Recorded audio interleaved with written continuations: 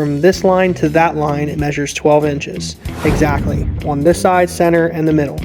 So what we're going to do is I'm going to stretch the metal by hitting it on the sandbag here, and we're going to come back and see if it's the same measurement or not. All these bumps in here are stretching the metal, kind of like Play-Doh. You know, if you push a finger into it, it'll start stretching in the center. And what that does here is it will literally make this piece of metal, if you took this piece of metal and you put it flat, which later we can do, it would actually, we're going to measure it, but it's longer here than it is on the outside edges because we stretched it.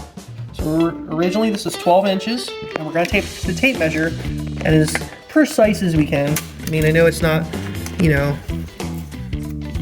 perfectly precise here. You can see over here at this end that it's 12 1/4. I know my tape measure is not the greatest, but this is 12 here, and that's 12 1/4.